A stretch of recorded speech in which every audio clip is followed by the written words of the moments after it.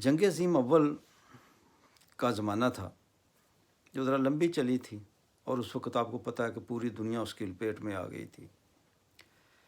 तो एक जनरल को उसकी हुकूमत ने हुक्म दिया, जो पहले ही हालत जंग में था, किसी और मतलब एक इलाके या किसी और मुल्क के बॉर्डर के ऊपर जो है ना वो लड़ रहा था, थक चुका था और फ़ौज भी उसकी जो दस्ते थे वो भी थक चुके थे। तो उसको हुकूमत का जब आर्डर पहुंचा कि ये तुम फ़लाँ जो है ना शहर के ऊपर कब्ज़ा करने के लिए एडवांस करो, तो इस जनरल ने वापस अपने चीफ़ को लिखा कि हुकूमत को बताएं कि मेरे पास इतनी फ़ौज नहीं है जितनी वहाँ जो है वो उस टाउन या शहर में दुश्मन की फ़ौज मौजूद है।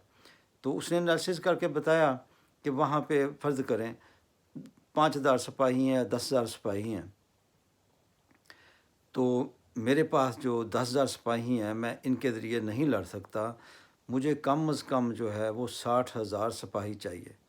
उनके अगर 10,000 हैं तो मुझे 60,000 सिपाही चाहिए। जो चीफ़ था वो उछल पड़ा। उसने कहा कि 10,000 सिपाहियों से लड़ने के लिए तुम्हें 60,000 सिपाही चाहिए? तो कहता जी, जी। एडवांस करने का जंग में मैंने एक जंगी वो किताब पढ़ी हुई है, उसमें यही है कि दुश्मन से कम से कम आपकी 6 गुना ज़्यादा ताकत होनी चाहिए। तो उसका जो चीफ़ था, फ़ौजों का चीफ़ था, उसने पूछा, अच्छा ये किताब किसने लिखी है? कहता सर ये किताब मैंने खुद लिखी है। तो हमारे मुल्क में भी माशाल्लाह हमारे जो हैं लीडर्स अच्छे-अच्छे, वो तोशाखाना पे अल्हम्दुलिल्लाह ऐसे ही हाथ साफ़ करते रहे हैं और कानून के मुताबिक करते रहे हैं। यकीन करें इनमें से किसी ने भी शायद ही कानून की कभी ख़िलाफ़ वर्ज़ी की हो। तो तोशाखाना उसी तरह, चूँकि जो बाहर से मिलते हैं तो वो उसकी कीमत जो है वो अदा करके पैसे तो वो लेते रहे हैं। तो अगर ये पूछा जाए कि जिस कानून के तहत लेते रहे हैं वो कानून किसने बनाया हुआ है, तो फिर शायद दाएँ-बाएँ देखने लग लग पड़ते हैं या नीचे मुँह कर लेते हैं, कहते हैं जी कानून तो हमने ही बनाया हुआ है। तो जब कानून बनाए ही अपने लिए खुद जाते हैं, बिल्कुल इसी तरह जैसे हमारे माशाल्लाह अल्लाह सेहत ज़िंदगी दे हमारे सेनेट के मेंबरान्स को भी और उनके चेयरमैन को भी।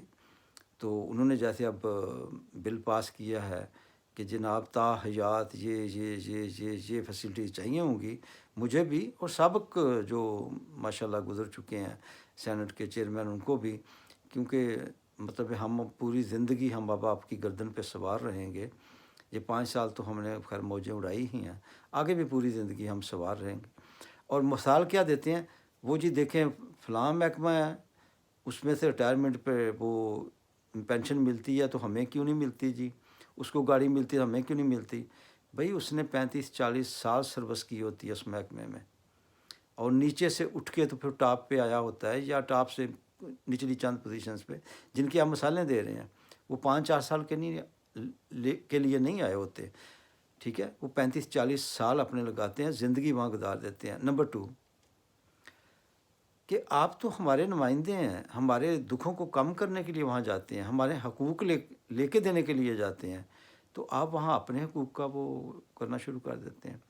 तो मैं किसी दोस्त से बात कर रहा था, मैंने कहा था कि पाबंदी लगनी चाहिए कि कोई भी हुक्मरान, कोई भी मिलने वाला तोहफ़ा नहीं ले सकता, ना कोई सरकारी अफ़सर ले सकता है, बल्कि इसको खुलेआम नीलाम कराया जाए और जो उसके पैसे हों वो यतीम बच्चों का हक़ है, ये यतीमों का हक़ है, ये मुआशरे के पिसे हुए तबके का हक़ है कि उनको दिए जाएँ।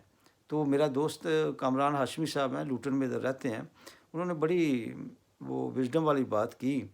उन्होंने कहा कि डॉक्टर साहब ये तसहीह फरमा लीजिए कि आप कह रहे हैं यतीमों का हक़ है, तो कहते हैं ये हमारे सारे लीडर्स ही यतीम हैं। इनका किसी का भी अब मतलब कि वालिदैन तो नहीं है, तो फिर इनसे बड़ा यतीम कौन है? तो मेरे पास सिवाय ख़ामोशी के फिर कोई चारा नहीं था कि वाक़ई یہ سارے یتیم ہیں، تو ان کی مدد واقعی ہم سب کو کرنی چاہیے۔